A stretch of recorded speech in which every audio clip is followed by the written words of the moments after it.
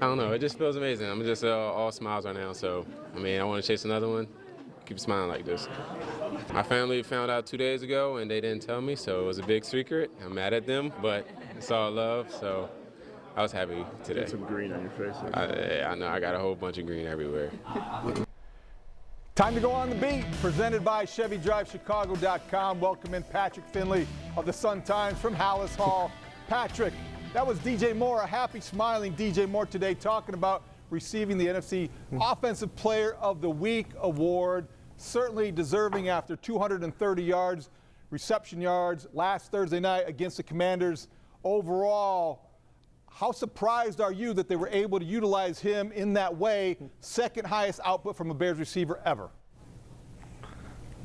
I was surprised that they were able to utilize him that way, and I was even more surprised that the Commanders never stopped playing single high safety against him. The Bears kept expecting them to adjust and doing more than putting one guy on DJ Moore, and they never did. They kept daring Justin Fields to make the throws, and he did, and you saw the result of it, which is a man getting slimed and becoming the first Bears receiver to be the NFC Offensive Player of the Week since 1999. That's a long time ago. That's a very long time ago. You know things should be different against the Vikings. Brian Flores is going to come after Justin Fields. Brian Flores is probably going to double DJ Moore every chance he can.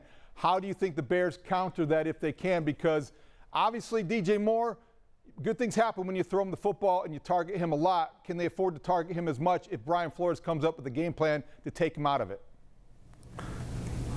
Could Brian Flores triple team him, quadruple team him maybe?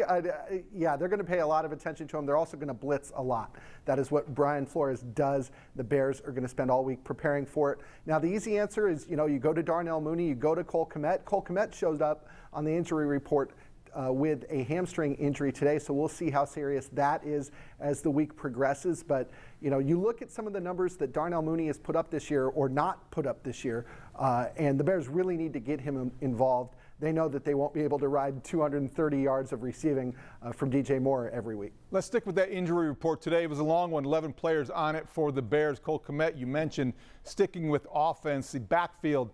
Running back position pretty decimated by injuries. How do you see that lining up, and will this be the biggest glimpse of Deontay Foreman that we've seen so far this year? Yeah, it would have to be. Everybody else is hurt for the most part. Yeah, there were 3 guys on the injury list today not playing.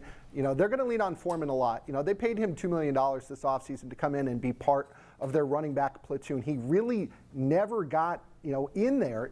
Roschon Johnson was, I think, very impressive in the preseason and kind of leapfrogged him a little bit. And the fact is that Foreman just doesn't play special teams at a level that the Bears wanted. So he has been a healthy scratch the last 4 weeks. He definitely will not be a healthy scratch coming up this Sunday. This is a guy who in the second half of last season was one of the best 3 running backs in football. Once Christian McCaffrey got traded from the Panthers, they really did lean on him, and he had the best run of his career. It's in there. He can do it in terms of being a bruising downhill ball carrier. Now the question is, can the Bears find a way to get him the football in the pass game? He's never really been a pass catcher in the NFL. Or are they going to have to bring in some of the other guys that they brought in off the street, Darrington Evans being one of them, just to give them a little bit of depth at the position? Let's go from the offensive backfield to the defensive secondary. Good news on that front. Jalen Johnson, Eddie Jackson, Kyler Gordon, all back on the practice field. All look pretty good, trending in the right direction for the big challenge against Kirk Cousins. Justin Jefferson's going to be out. How healthy and how good does the secondary look to you? A lot better than it did 2 weeks ago. I'll tell you this, that Eddie Jackson, got hurt. He hurt his foot in week 2. Jalen Johnson hurt his hamstring in week 3. Neither of them had so much as touched the practice field since. And then all of a sudden on Wednesday, both of them were participating, albeit in a limited basis. Kyler Gordon came off IR. He's been cleared to practice. I think he's going to be okay for Sunday. Those are 3 really big additions to a Bears defensive backfield that was just hanging on there for a little bit. I thought they looked good against the Commanders, but boy, you'd rather rely on those 3 guys to step in. Now, without Justin Jefferson there, that challenge did get a little less difficult. But, you look at the stats this season, Kirk Cousins, I believe he's got the 2nd most passing yards in football. This is a guy who, say what you will about him in prime time, he knows how to move the football, he knows how to put up yards, and he knows how to put up points. He is not the worst quarterback the Bears have faced this season, not by a long shot. And he's going to find a way to get it done. The question is, how much can the Bears limit him, and how many points can Justin Fields put on the board? We've looked at, the first half, the last 2 weeks. I mean, that's pretty remarkable what they've done offensively.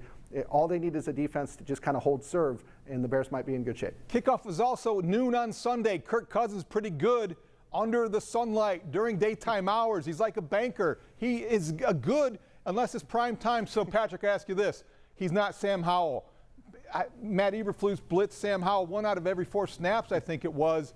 How aggressive will the approach be against the Vikings and a more experienced quarterback? I think they're going to have to find a way to get a pass rush. So I think they're going to keep blitzing. Maybe not at that 28% clip that they had on Thursday night, but I think frequently. And you look at Kyler Gordon coming back, him playing that slot position, he's the one they're going to send. I wouldn't be surprised to see Kyler coming frequently, provided that he's healthy. Matt Eberflus knows that his pass rush, when left to its own devices, probably isn't very good. So he needs extra help. I think that help's going to come from the slot.